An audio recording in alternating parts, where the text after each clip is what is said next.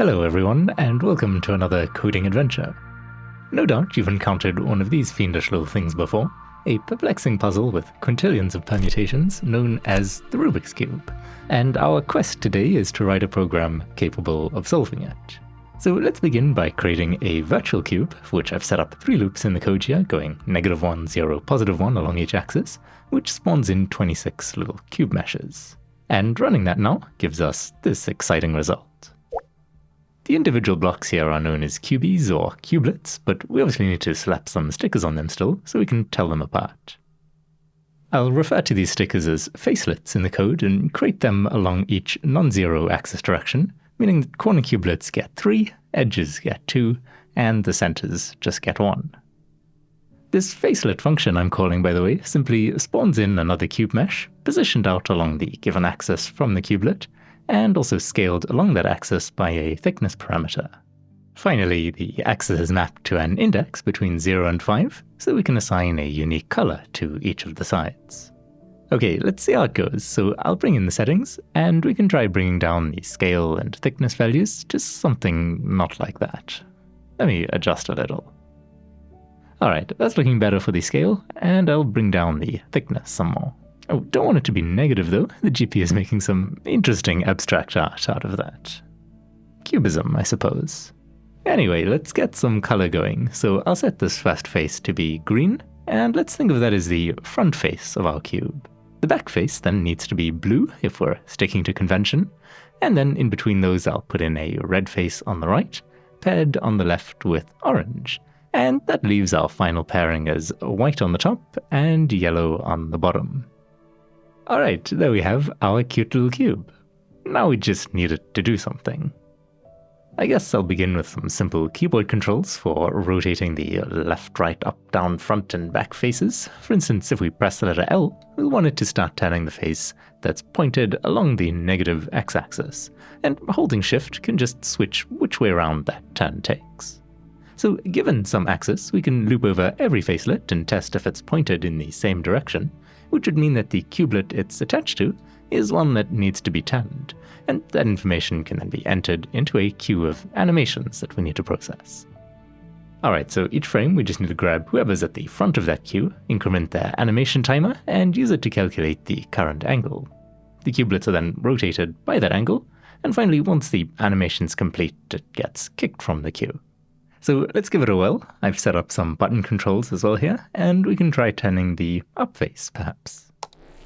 Okay, apparently I didn't quite think that through properly, but we can at least test that the correct cubelets are being detected. So let's try the down side, and the front side, the back side, the right side, and the left side. And that's all looking pretty good. Alright, I've just been patching up the code quickly, so it now grabs the state of the cubelets at the start of the turn, so we can then have the rotation be relative to that, and the rotation is now also centered around the face as a whole, rather than the individual centers of each cubelet. Hopefully that will do the trick, so I'll try twisting the up face again, and that is turning beautifully now. I'll also hold down shift to try the opposite direction, which is working nicely as well. So let's then try the right face, and that was a little less successful. I think it should be an easy fix though, it's just that I forgot when we're figuring out which facelets are aligned with the axis of rotation, that we have to of course account for any rotations that they've already undergone, essentially just converting the facelet's local axis into world space. So with that little tweak, let's give it another shot. And finally, it seems to be behaving. This is a bit of a clunky control scheme though, so I've also started implementing some simple mouse controls, but turns out I really am bad at rotations. After longer than I'd like to admit though, I have got them working at last. I'm not entirely sure why I bothered actually, since we're making this for the computer to solve. I just got carried away, I guess.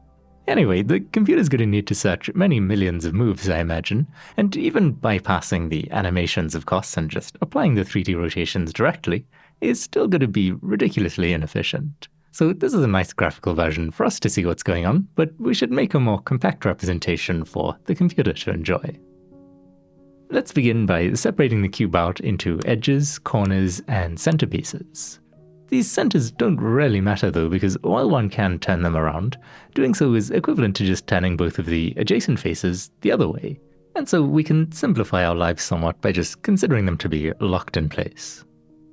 Alright, back to the edge pieces then. I want to identify each of these with a number, like maybe starting with the top layer we can go around in a circle, 0, 1, 2, and 3, and then in the middle layer we have 4, 5, 6, and 7, and finally in the bottom 8, 9, 10, and 11.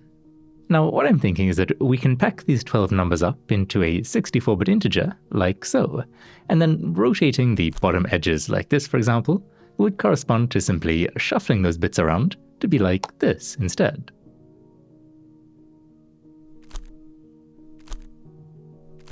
There is something still missing from this picture though, which is the orientation of the edges.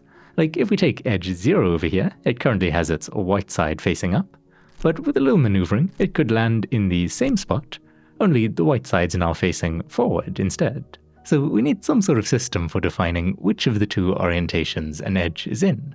And one way we could approach it is by assigning a ranking of sorts to each pair of sides on the cube. Like perhaps the top and bottom, or white and yellow, could be ranked highest, followed by the front and back faces, which we made green and blue, and then left and right are obviously last. With that defined, we can then look at an edge, like say this one here, which has a yellow facelet on the left side and green on the front side. Of those two colors, we ranked yellow higher than green, but of those two sides, we ranked the front higher than the left. And that means that lowly green is enjoying the superior accommodation, which let's call the unoriented case.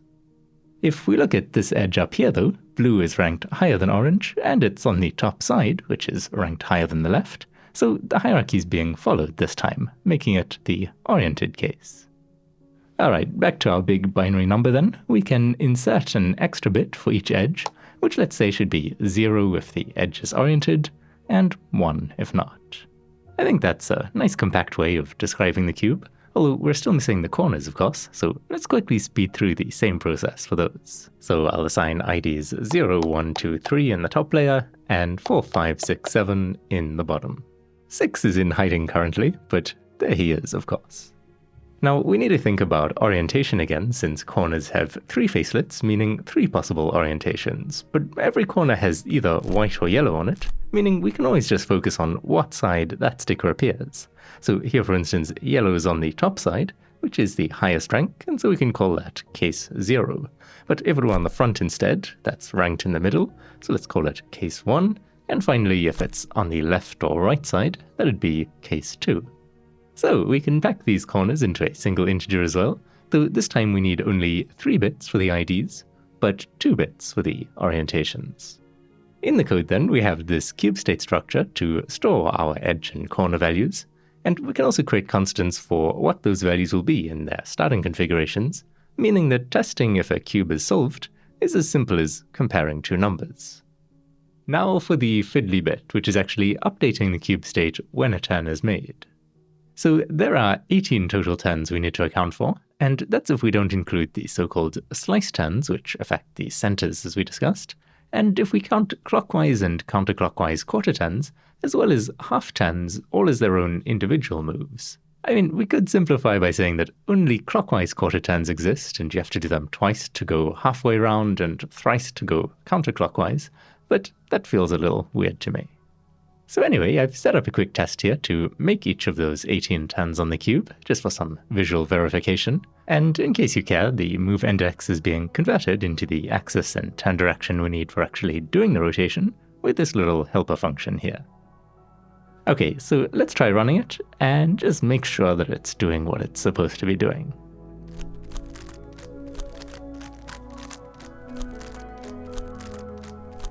Alright, that checks out. So now if we consider those IDs we assign to edges and corners again, we can also think of them as describing fixed locations on the cube. Like corner 0, when it's solved, is in location 0. But if we twist the face, now corner 3 has moved into location 0 instead.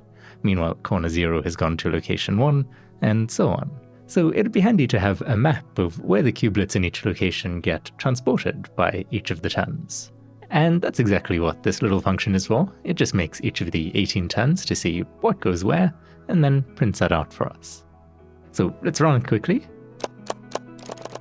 And now we have this map of start and end locations for each turn. The reason I've printed this out, by the way, is that I actually want to paste the raw data into the code rather than generating it at startup. Not because of speed, it's essentially instant, but rather to isolate our pure cube-solving code from all the dirty 3D graphics stuff. It doesn't really matter, it just feels nice. Okay, so now if we're told to move whatever bits are in location 0 over to location 4, for instance, we can do that by taking a copy of the value and shifting it over 20 places to the right.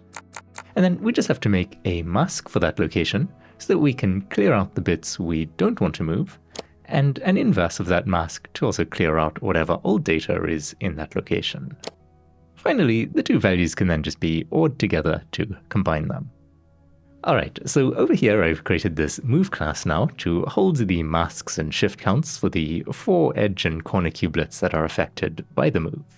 Some of these can maybe be combined, I'm not sure, but I already feel I'm overcomplicating things, so let's just get it working first. By the way though, the data is being generated with this little function here, using that mapping of start and end locations we extracted a moment ago. Now, to actually perform a move on our sort of abstract cube, I've just been working on this makeMove function, which simply returns a new cube state with modified edge and corner values. And those modifications are being done over here, like we talked about. One minor detail though is that some bits need to go to the right rather than the left, of course, and so we have to shift both ways. Okay, we're almost done with this part of the journey, we just need to update the orientations as well. Edges are super simple. Based on our rules, only front and back quarter turns will flip the orientation of an edge. All other turns leave them intact. So I've generated another mask for each move, simply saying which bits need to be flipped, and we can use the exclusive OR operation to execute that flip over here.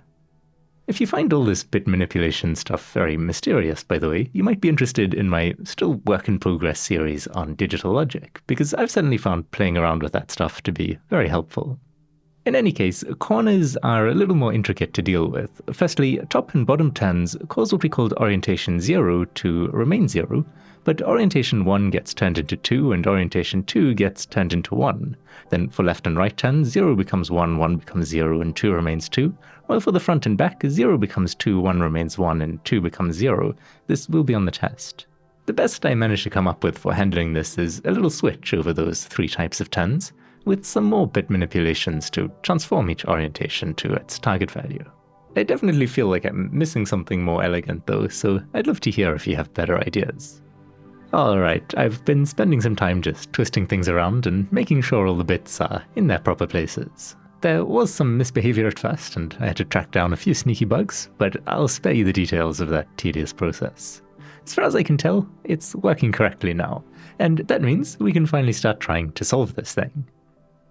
So I've begun by writing a recursive function here that simply explores every possible path of moves up to a given depth limit, and tests if a solution has been found at any point. Let's just see how far we can go with this. It's been proven that the cube can always be solved in 20 moves or fewer, so if we can reach that, we're essentially done already. But I'm not overly optimistic. Alright, let's see though. Depth 1 takes 0 milliseconds and visits a total of 19 nodes, so that's the start state and then the state after each of the 18 moves. At depth 2, the time is still 0, and same story at depth 3. But at depth 4, we finally get a millisecond on the clock. After that, depth 5 takes 20 milliseconds, depth 6 takes 380, depth 7 leaps up to 7 whole seconds, and depth 8 then takes a whopping 2 minutes, visiting about 11 billion nodes on the way. So we're not getting to depth 20 in any reasonable amount of time like this, unfortunately. So for now, let's instead think about what moves we might be able to cut out entirely. Like an obvious one, for instance, is that if you turn a face, there's no purpose to then immediately turning that same face again. So I've stored the face index in the move object, allowing us to compare it to the previous move made inside the search, and prune that path if they match. Trying the depth 8 search again then, this takes us from 2 minutes down to 36 seconds. Then there's at least one more redundancy we can easily prune, which involves turning one face and then the opposite face. These moves don't affect one another, and so it doesn't matter what order they're done in. Therefore, in the code we can detect that case and make sure we only explore one of the paths. Alright, that's taken us down to about 16 seconds for the search now. I'm not sure what else we could easily optimize though, so let's just spread the work out among multiple threads. I'll take a very simple approach where we have a searcher class that allows us to explore a given first move. So it makes that move here and then begins searching. The idea now is to create 18 of these little searches, each starting from a different one of the 18 possible moves, of course, and set them to run in parallel. Let's see how it goes. And depth 8 is completing in about 3 seconds now. I guess that's progress, but depth 20 still remains hopelessly out of reach. So let's give up on solving the cube in the fewest possible moves, for today at least, and instead I've been writing this evaluation function, allowing the solver to aim for the highest scoring position, rather than expecting it to see the entire solution right away. The obvious thought I had here is to simply count the number of cubelets that are in their solved locations and orientations. That way the maximum score is of course when all of them are solved. I am also subtracting the number of moves taken to reach this position, by the way, so that it knows to prefer shorter paths. Okay, now after running our search threads, we can check which one found the highest score, and return that thread's starting move as the next move in our work-in-progress solution. This will then be run again and again, until hopefully it succeeds in solving the entire thing. I also thought we could start the search out at depth 6 for faster computation, but allow it to increase to a maximum of 8 if it can't find a way to improve the previous score. If it fails at 8 though, that's too bad. I'm not waiting for a depth 9 search. Alright, now I'll scramble up the cube with 100 or so random moves, and just wait for that to finish. And then, let's hold thumbs and run the solver.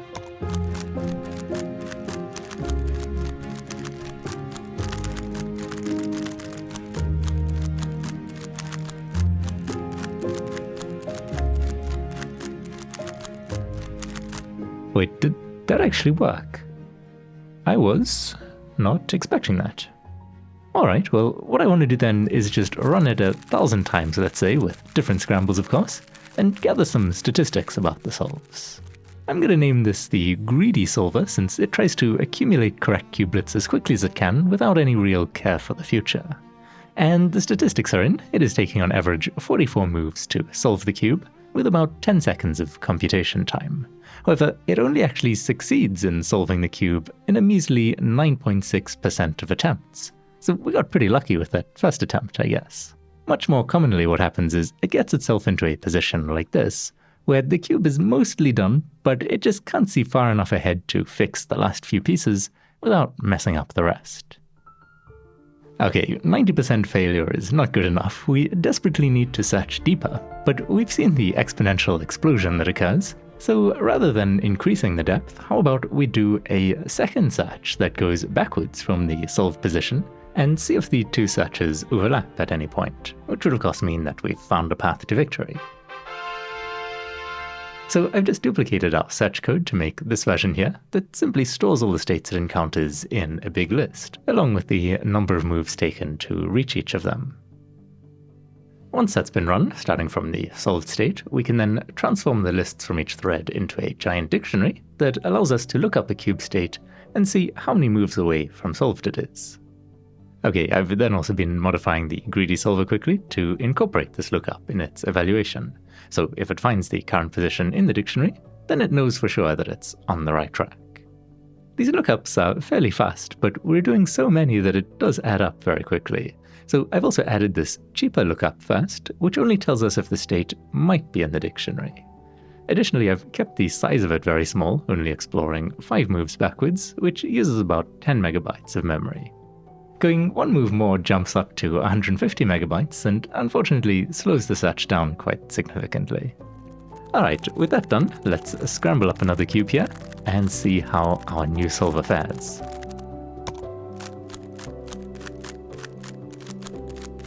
Okay, there may have been a few little bugs in my initial implementation, but I spent some time patching those up, so let's try this again.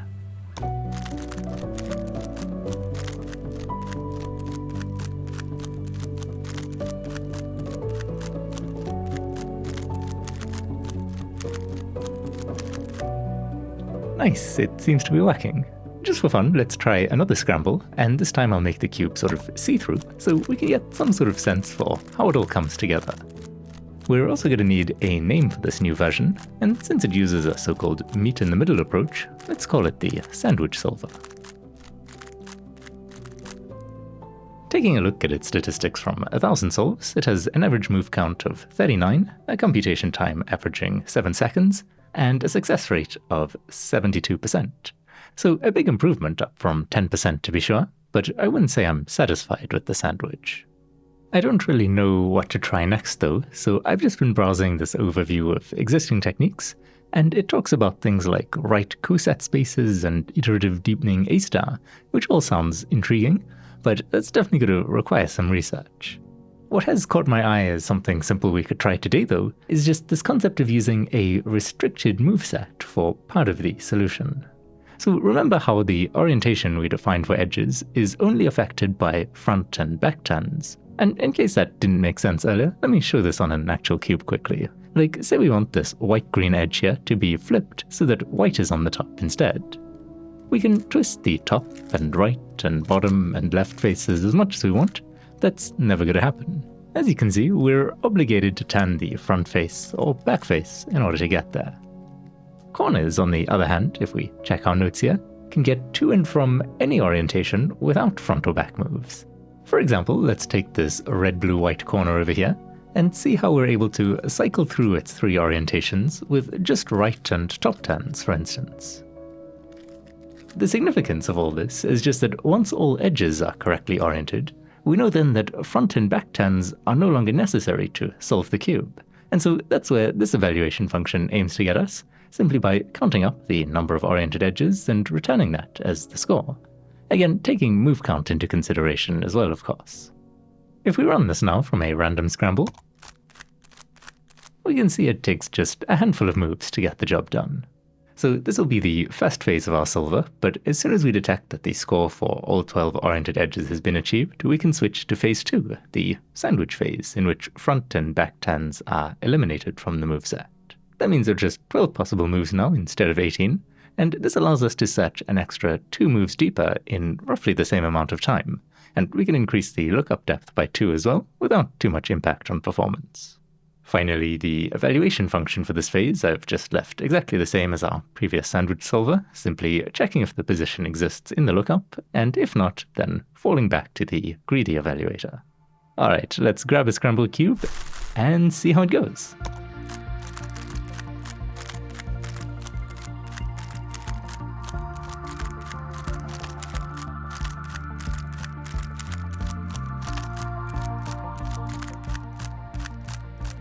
Okay, looking good, and let's try another scramble on the see-through cube while we decide on a name for this version. I suppose its full name would be the Edge-Oriented Greedy Sandwich Solver, but that's a bit of a mouthful, so let's call it the Oriented Solver simply. I've been running it now on 1,000 random scrambles like the others, and the stats are in, with an average move count of 40, an average duration of 8 seconds, and a success rate this time of 99.8. So our little solver is almost perfectly consistent, but clearly there are some edge cases where it manages to elude the lookup and still fall into the same trap we saw with the purely greedy solver. Nevertheless, I feel like we've made a pretty good start for today. In the future, I'd obviously like to get the success rate up to 100, and also work on bringing the move count down, since we know that all scrambles are solvable within 20 moves, and our solver currently averages twice that number, which feels quite extravagant. So I would love to hear any ideas you might have for improving this approach, or for something different we could try. That is all for now though, so until next time, thanks for watching.